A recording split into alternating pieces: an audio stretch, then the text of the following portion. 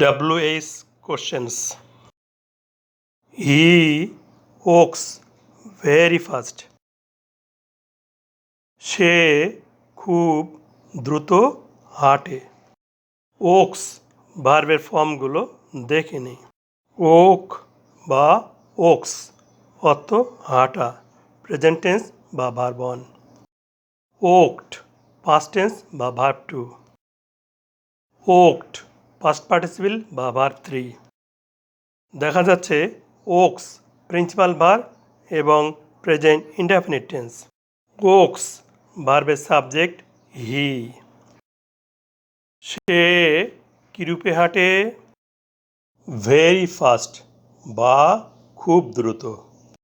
Very fast বা খুব দ্রুত এই শব্দগুলো ওকস ভার্বটি কিভাবে সম্পন্ন হয় তা বলে দিচ্ছে। এই জন্য ভেরি ফাস্ট বা খুব দ্রুত অ্যাডভার্ব। এখন এই অ্যাডভার্বকে জানার জন্য ডাবলএস কোশ্চেন করব।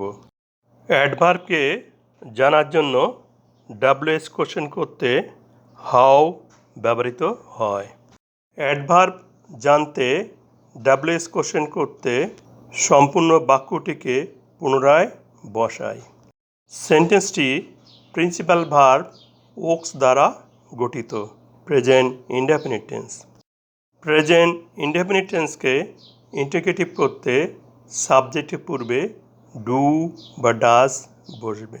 এখানে subject he third person singular number.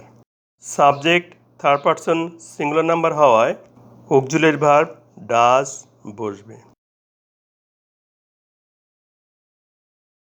Integrative করতে অক্সিলারি ভার্ব ডাজ ব্যবহৃত হওয়ায় প্রিন্সিপাল ভার্বের সাথে এস আর যুক্ত হবে না।